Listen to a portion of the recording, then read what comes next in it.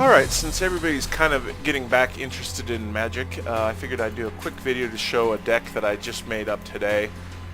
It is a red aggressive burn deck, so it relies on a lot of spells to do damage, burn damage directly to either creatures or players. It has very low creature count, very low land count, because it's mostly 1 and 2 cost mana spells and then a few 3 cost. So I'll go ahead and explain why I've got everything in there. This is my best one drop player. I really hope to draw him right away because he comes in, he's a 1/1, but if he does combat damage, he becomes a 2/2 with Menace, which means it requires 2 or more blockers to block him. That's great. So he's a creature I'm hoping to get early and just start doing direct damage to the player to wear them down. And I'll go over the creatures first here, but the idea behind this is if I can get a player down to 10 or 12, then I have enough spells that do damage directly to the player to take them the rest of the way down. So my next creature is an Ember Hauler. He's a 2/2 for 2, fairly straightforward. So he's going to be doing direct damage early. If they don't have any creatures out there, I'll be getting some free attacks with him.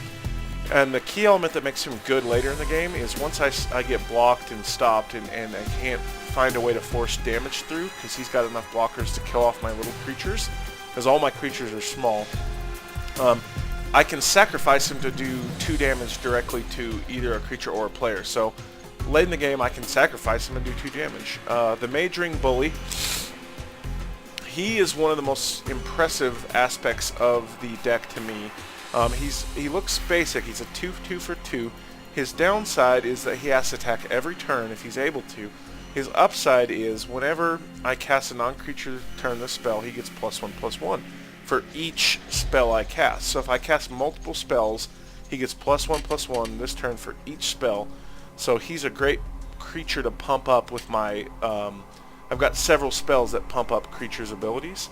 Thermal Alchemist works basically the exact opposite of the Mage Ring Bully. He's a defender, but if you tap him, he deals 1 damage directly to each opponent. This is great because, again, late in the game, if I can't figure out a way to force damage through, I can at least tap this guy and do damage directly. The even better part is I can tap him early, and then each time I cast an instant or sorcery spell, I untap him. So he could potentially be tapped and untapped like 3 or 4 times a turn. If I have enough mana to cast 4 spells, I could have him do 5 damage in a single turn. If I have enough mana to cast 1 spell, he's going to do at least 2 damage per turn. So that's great. I think that is pretty much the extent of my creatures. With the exception of this is a way for me to get a few more creatures on the battlefield, but it also counts as a sorcery. So I get the benefits to Mage Ring Bully and the Thermal Alchemist Defender guy. Plus it also puts some goblin creatures on the battlefield. So let's go back and look at my sorceries here. This Molten Vortex is a way for me to potentially do damage directly. This is basically if I ended up flooded with too many lands, I can start sacrificing the lands in order to do damage directly. So this is kind of one of my in-game ploys. Fire Impulse, this isn't that great. It only does 2 damage to a target creature, but it does 3 damage as long as we have 2 or more instants or sorceries, which should usually be the case with how many of them I have. I might drop this one because I don't really need to worry about doing 2 damage to a target creature in general. But we'll see. I don't have that many great 1-drop instants right now, so I kept it in the deck. And this is similar, +2/+1 for my target creature, but it also gives my target creature trample. So I can play this on Mage Ring Bully, and he gets the +1/+1 automatically, and then he gets another +2/+1 for this, and all of a sudden he's a very formidable creature. Especially if you combine it with, if I played both of these this turn, then Mage Ring Bully would get +2/+2, and then he'd have +2/+1 and +3/+1, and all of a sudden he's like a, what is that, 9/6? Yeah, 9/6, based on 2 cards. I already went over these 3. Infernal Fist is an enchantment. So if I play this early on a creature, it makes my creature stronger, and then also the main key here is that I can sacrifice it and do 2 damage as well. Fiery Conclusion, it's a way for me to deal 5 damage to a target creature. The downside is I have to sacrifice something. So generally speaking, this would be useful if I get that dragon fodder card and I have some little gremlins that I can sacrifice to do 5 damage. Not sure if I'll keep this in the deck or not.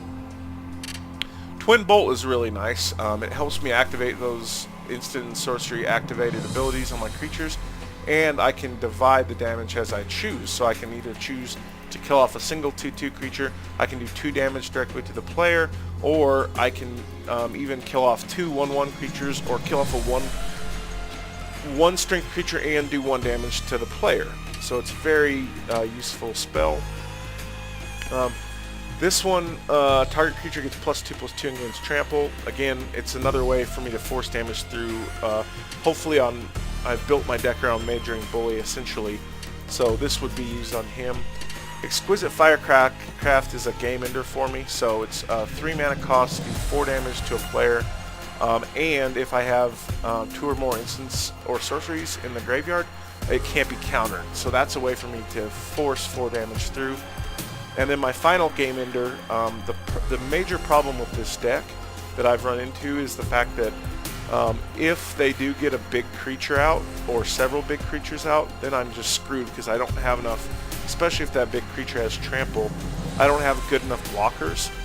So this allows me to take over their creature that would kill me and do some damage with their own creature to them. So that's the deck. We'll go out and run a solo battle with it. Let's go against a medium opponent. I don't think it's necessarily that great of a deck. I just built it because I thought it might be fun. I might add some 1-drop creatures and get rid of a few of those crappy one spell instants if I feel like I don't have enough creatures. Basically, it's pretty dependent on my opening hand. I want 2 lands and a creature, ideally, but I will start with this opening hand because I got my best opening creature. So I'm going to go, even though I've only got 1 land, and that could be dangerous, I've got a couple spells I can play for 2 turns. And I really like the Majoring Bully, so I could get him out early too. Hopefully I'll draw land in the next 2 turns. It's dangerous to start with a 1-drop, but I get my Goblin Glory Chaser out.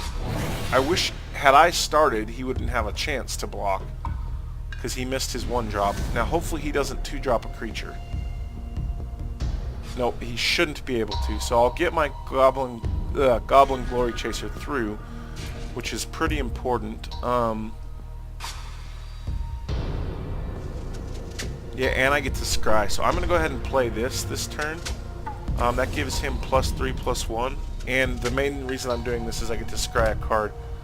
So I'm going to put this on the bottom and hope for a land, even though I do like Twin Lightning Bolts. I'm going to go ahead and attack with my Goblin Glory Chaser. So I do 4 damage directly. That's the kind of key to this, is get them down to like 10 or 12. And then as long as I get 2 more lands, I have a couple game-ending tricks here. Yikes, so she's got a Planeswalker. That's not great for us, but hopefully if she... if I get another land, I can kill it off, and there we go, perfect. So, I'm going to go ahead and play that on my Goblin Glory Chaser. I'm going to attack, kill off her Planeswalker immediately.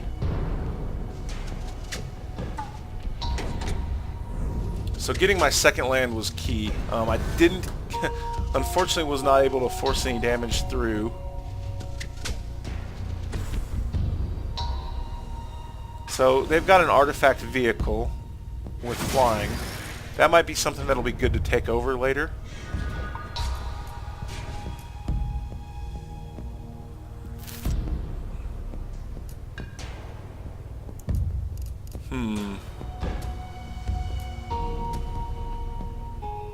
I don't like playing 2 enchantments on the same creature, just in case. I'm going to go ahead and play the Majoring Bully. The reason I don't like playing 2 enchantments on the same creature is if they kill that creature, I lose both enchantments. And if I don't have any untapped mana, then I end up in trouble. So I've already done a good job of knocking this down to 12. If I get one more attack, I should be able to win for sure.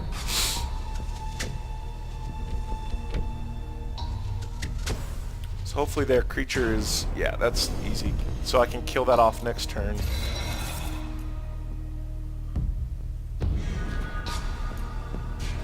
So basically what I'm going to do is I'm going to twin bolt that creature to kill it off, which opens up... or... yeah, this isn't bad. I'm going to go ahead and take control of it and use it against... the suggestion was actually even better than what I was going to do. Oh shit. There we go. So they get...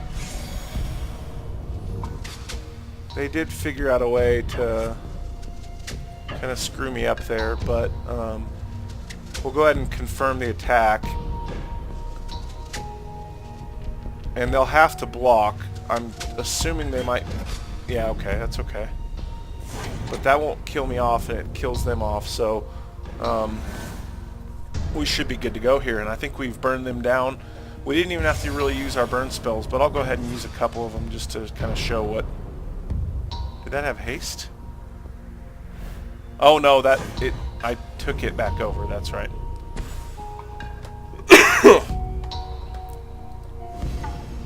So this is where I would start to run into trouble because they've now got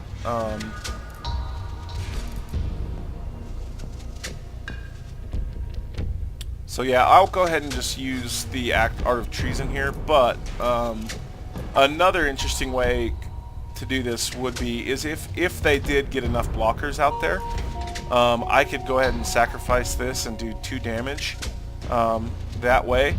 And then I've got several more of them, so I could do a total of 6 damage over the next few turns, plus 2 from the Twin Bolt. I could do 8 damage directly via the Twin Bolt, but I'm going to go ahead and do the Act of Treason, and I'm going to go ahead and take this creature over. So Majoring Bully he turns into a 3/3 because I casted an enchantment. And I'm going to go ahead and just do that, and I'll leave the Goblin Glory Chaser as a blocker just in case.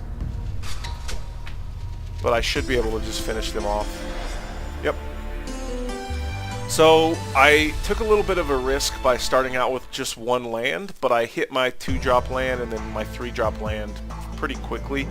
And I was able to get the reason I started with that hand is because if I get Goblin Glory Chaser, he creates such problems because he can only be blocked by 2 or more creatures.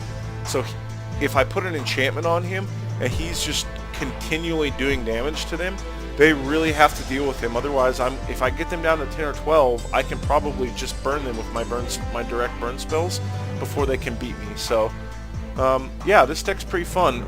It runs out of steam against decks with lots of like medium level creatures. Like if a deck has a ton of 3/3 and 4/4 type creatures, I really get in trouble against those type of decks, and that's where that Act of Treason really comes in handy, because I start using their own strengths against themselves, which is kind of fun. So anyways, hope you guys enjoyed the video.